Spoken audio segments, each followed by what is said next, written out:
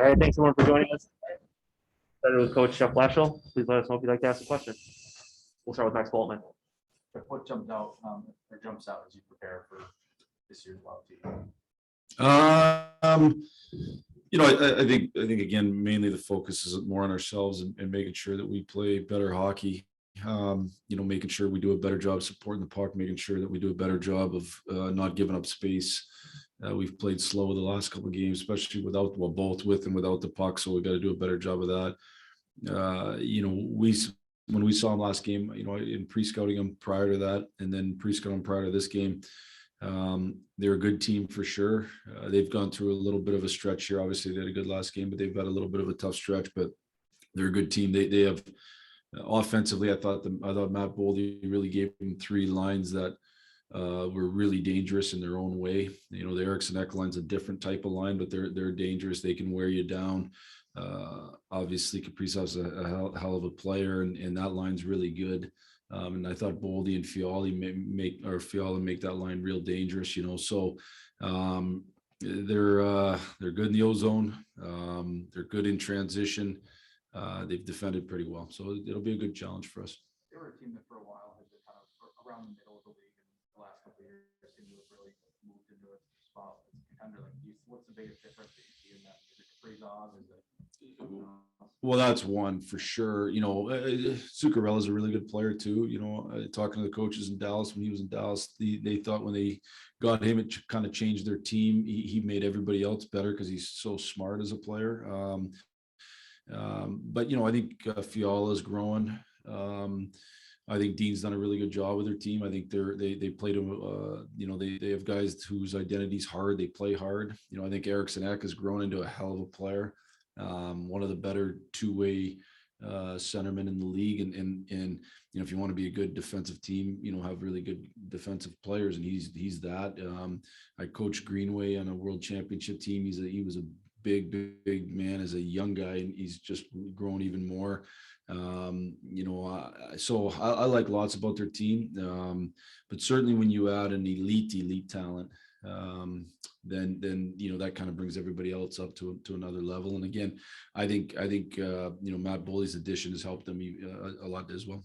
And then Tyler available tonight for Australia. Game time decision. Charlie Johnston. Minnesota's up there in the standings and goals for across the league. That's something the Red Wings have struggled with the past couple of games. What's it going to take to shut down the Wild offense? In the end, I still think it's probably two things. I think if you have the puck a lot, then you don't have to defend as much. So, I think our puck support has to be, as I said on the onset, has to be better. We have to do a better job of having it. And then just taking away space. You can't play hesitant or slow. And I thought that's what we did in the last couple of games, especially. We did a good job defending against a really good Carolina team offensively. We did a good job defending against a very good Tampa team. We got to get back to that. Something else they're good at is the power play. Red Wings struggling a bit on special teams. Mm-hmm. Is it just staying tight on the penalty kill or staying out of the box completely? Well, certainly, the more kills you have to kill, the harder it is to keep teams off the board. If you think about it, I think, really good power plays are, around 25%. So if you take four, they're generally getting one, and so you got to stay out of the box is certainly a big part of it. Now, I think from our perspective, we just got to keep gaining confidence back on the penalty kill. We had a stretch where we were going really good on the kill. And since we've come back from the All-Star break, we haven't been as good on the kill. And so we just got to gain confidence back. And you do that really one kill at a time. And we had a good kill the last game. It was a bright spot, I thought, in that game. And so we just have to build confidence off that. Thanks, Coach. Yep. Blaine St. James. Jeff, going back to more to Mark Stahl, when you have a defenseman of Moritz Seider's caliber come in, what does it do for him when you have a guy like Mark to set an example, to see up close?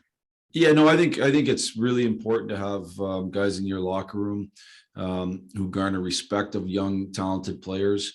who do it right. And Mark garners respect because of the person he is, because of the approach that he takes, and and certainly because of what he's accomplished in his career. And he's been around lots of good teams and been a really good player in this league. And so he has sides respect. And so then I think you can really learn from those types of models. I think it's extremely important to have good models in your dressing room, how to do it right. And certainly Stalzy is somebody who does it right every day, shows up every day for practice, even the days when he's not feeling great, works extremely hard, has a really, really good even keeled demeanor. Bottom doesn't get too high, doesn't get too low, has fun at the appropriate times, and wants to win and sacrifices to win. So I think he's been a real good model for a guy like Sides.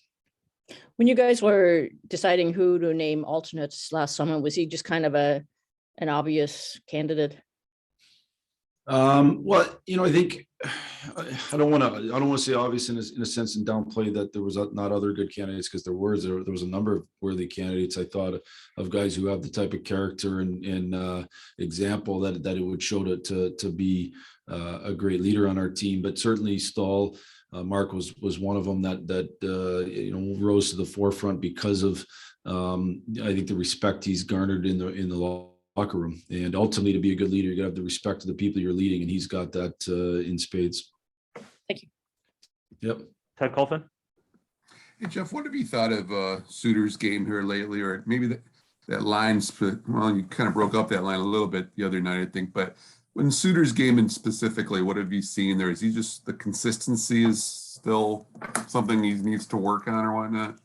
Yeah, he went through a little lull earlier in the year, and he's probably back in a little bit of a lull right now and not playing quite to the level he played for large stretches of the year. And that's probably going to happen to any player, and you want to minimize those the best you can, where they're not too deep of a downturn, and they don't last too long. So I think Suits is like a number of guys on our team. We need him to play his best for us to be a real good team. And we'll need him to get back to playing to that level. I think him, Fabry, and Bertuzzi for a long time are a very, very dangerous line. I think Suits, when he's on his game, is a real good defensive center. And we need him to get back to that high level for us to have success. And in other words, Nemestikhanov, I mean, I don't know. I don't want to say puck luck, but there was some, he had a little bit of luck, maybe, a little bit of puck luck early on. Is that right now? Is he going through a stretch now, maybe a little bit, where he's just looking for an opportunity or a break right now?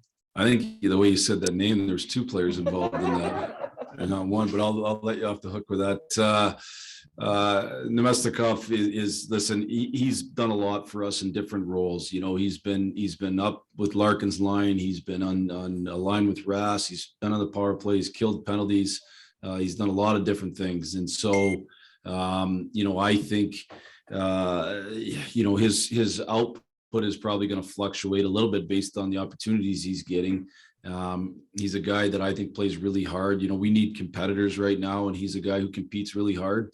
And we just, I think, I don't know if it was puck luck. I think, he got himself in spots to score, and I think he can continue to do that. But again, a part of that's just the different roles he's been on. Between him and Osterley and a couple other guys in this roster, the names have been a struggle. Yeah. I've seen that. Thanks, Jeff. Yeah. Last question, Daniela Bruce. Just a quick one from me, Coach. This is the last game before a long 4-game road trip. How important is it to get back on track at home? Well, when you've gone through 2 tough losses the way we've gone through, I think it's important to get back on track, period. And obviously, as we talked about, rightfully so, our fans weren't very happy with the performance of the last game. And I think it's been something that we've done a really good job of through most part of this year of playing very, very well at home for large stretches of it. Even when we haven't won, I thought there was, stretches we played real well. We have to get back to that. I think this building is a momentum building when you're playing really good hockey, and it can give you a huge advantage. And so we got to make sure that we start great. We got to make sure when it doesn't go our way that we're handle those lows, and that's one thing we haven't done a good enough job of. And certainly, when you've had a couple of tough games, you got to get your confidence and your swagger and your mojo back. We need all those. Thanks, Coach. Yep. All right, that's all for us this morning. Thanks everyone for joining us.